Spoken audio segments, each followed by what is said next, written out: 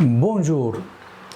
Aujourd'hui, c'est la fête de Saint-Pierre, chrysologue, évêque de Ravenne et docteur de l'Église. C'est un grand évêque qui a su guider son peuple sur le chemin de la paix. Il l'a nourri des sacrements, de sa vie et de sa parole, car il avait une éloquence très bonne et convaincante. C'est pourquoi on dit de lui qu'il a prêché avec des paroles d'or. Tel est le sens de son prénom chrysologue. Implorons cette grâce pour nous tous, mais surtout pour ceux comme moi que nous sommes envoyés pour annoncer le nom de Christ.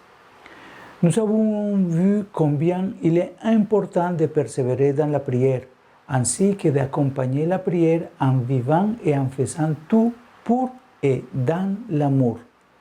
Aujourd'hui, sous forme de pilule, il n'y a pas de vraie prière sans un esprit d'humilité. Une parabole qui nous parle aussi de la prière et qui présente une autre caractéristique très importante est la parabole du pharisien et du publicain qui se rendent au temple pour prier. Le premier s'adresse à Dieu en se vantant de ses mérites. L'autre se sent indigne, ne serait-ce que d'entrer dans le sanctuaire. Cependant, Dieu n'écoutait pas la prière du premier, c'est-à-dire de l'orgueilleux, alors qu'il exauce celle des humbles.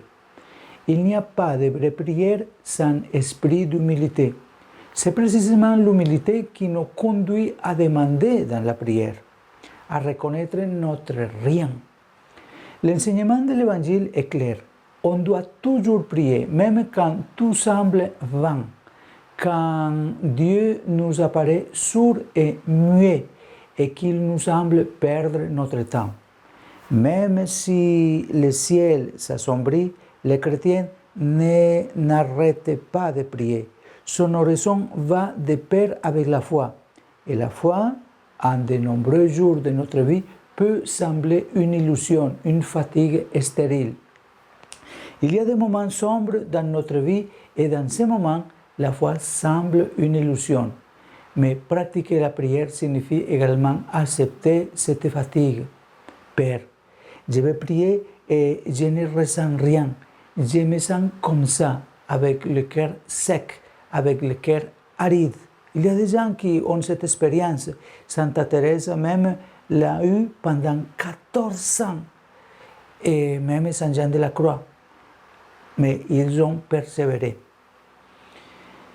Comme eux, nous devons aller de l'avant, avec cette fatigue des moments difficiles, des moments où nous ne ressentons rien. De nombreux saints et saintes ont fait cette expérience de la nuit de la foi et du silence de Dieu, quand nous frappons et que Dieu ne répond pas. Et ces saints ont été persévérants. Dans cette nuit de la foi, celui qui prie n'est jamais seul. En effet, Jésus n'est pas seulement témoin et maître de la prière, il est davantage. Il nous accueille dans sa prière pour que nous puissions prier en lui et à travers lui.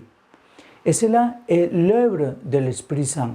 C'est pour cette raison que l'Évangile nous aide à prier le Père au nom de Jésus. Saint Jean rapporte ces paroles du Seigneur.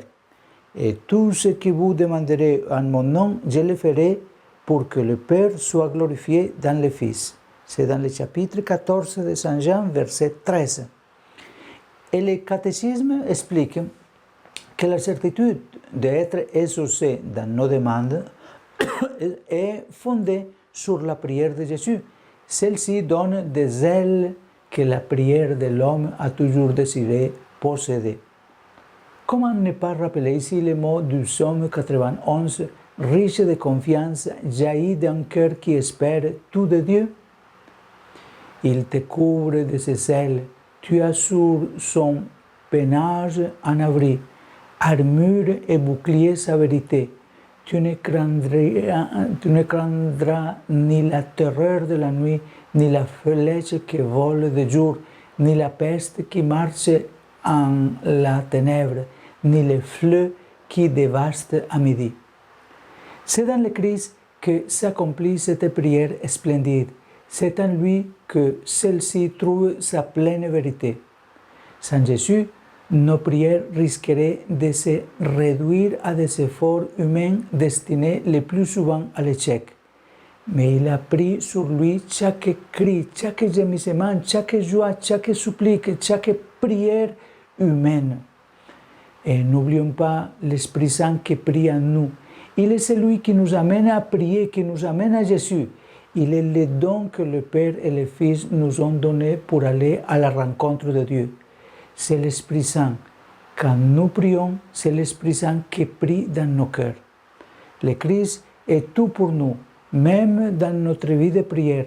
C'est ce que disait Saint Augustin avec une expression éclairante que nous trouvons dans le catéchisme. Jésus prie pour nous en tant que notre prêtre. Il prie en nous en tant que notre tête. Il est prié par nous en tant que notre Dieu. Reconnaissons donc en lui nos voix et sa voix en nous. Et c'est pour cela que le chrétien qui prie ne craint rien. Il se remet à l'Esprit Saint qui nous a été donné comme don et qui prie en nous en suscitant la prière. Que ce soit l'Esprit Saint, maître de prière, à nous enseigner la voie de la prière. Et que Dieu Tout-Puissant vous bénisse et vous garde et vous infuse dans le plus profond de votre cœur ce désir de prier davantage. Au nom du Père et du Fils et du Saint-Esprit. Amen. Bonne journée.